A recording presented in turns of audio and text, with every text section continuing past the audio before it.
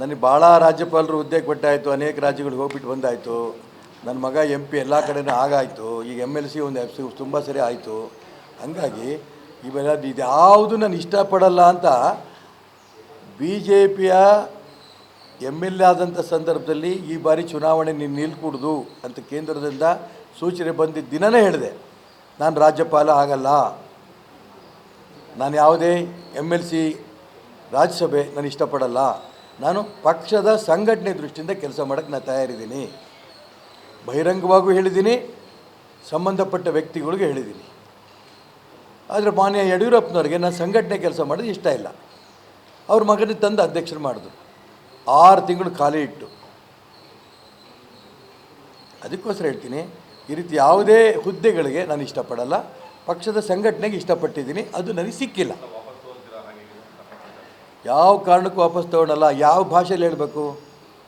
ಇನ್ನು ಕೆಟ್ಟ ಭಾಷೆ ಒಂದು ಬಳಸ್ಬೇಕಷ್ಟೇ, ಉಳಿದೆಲ್ಲ ಭಾಷೆ ಬಳಸಾಯ್ತು. ಬ್ರಹ್ಮ ಬಂದರೂ ನಿಲ್ಲಲ್ಲ, ನಾನು ನಿಂತೇ ನಿಲ್ತೀನಿ, ಇದು ಹೇಳಾಯ್ತು. ಮೋದಿ ಅಮಿತ್ ಶಾ ಬಂದು ಹೇಳಿದ್ರು ಕೂಡ ನಾನು ನಿಲ್ಲೋನೆ, ಇದು ಹೇಳಾಯ್ತು. ಇಲ್ಲ 19 ತನಕ ಕಾಯಿರಿ ನೋಡೋದ್ರೆ ಇಂಥದ್ದೋ ಒಂದು ಪದ ಹೇಳಿದಾರಲ್ಲ, ಶಾಕಿಂಗ್ ನ್ಯೂಸ್.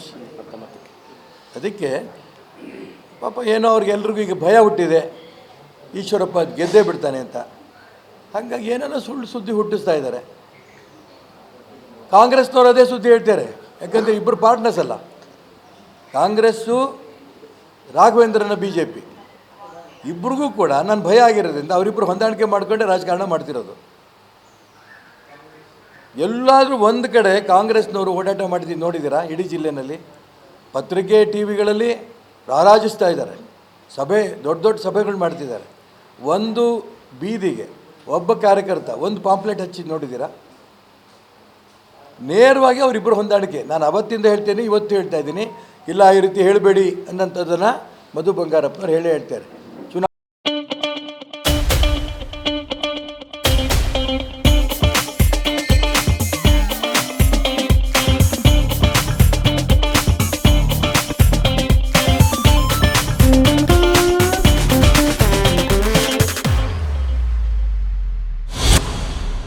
ಚುನಾವಣಾ ಹೊಂದಾಣಿಕೆ ಅಂತ ಇಬ್ಬರೂ ಸೇರಿ ನಂಗೆ ಟೀಕೆ ಮಾಡ್ತಿದ್ದಾರೆ. ಯಾಕೆ ಅವರು ಒಬ್ರಿಗೊಬ್ರು ಟೀಕೆ ಮಾಡ್ಕೋತಿಲ್ಲ? ಕಾಂಗ್ರೆಸ್ಸಿನ ರಾಘವೇಂದ್ರ ಅವರು ಯಾಕೆ ಬೈಯಲ್ಲ? ರಾಘವೇಂದ್ರ ಅವರು ಕಾಂಗ್ರೆಸ್ಗೆ ಯಾಕೆ ಬೈಯಲ್ಲ?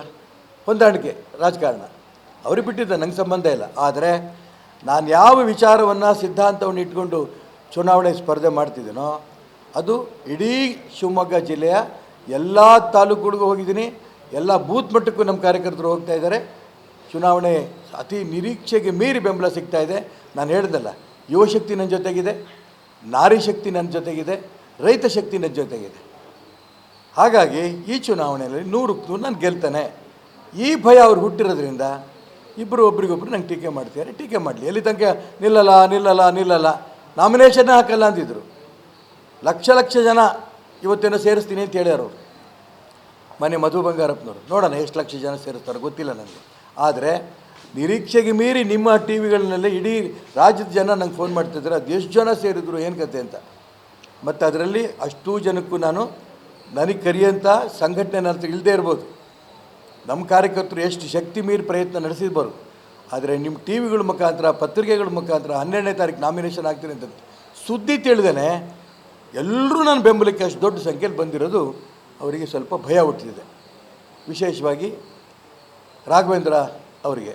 ಹಾಗಾಗಿ ಅವ್ರು ಹೇಗಿದ್ದರೂ ಕೂಡ ಅವರು ಡಮ್ಮಿ ಕ್ಯಾಂಡಿಡೇಟ್ಗೆ ಭಯ ಇದೆ ಅಂತ ನನಗೇನು ಅನಿಸಲ್ಲ.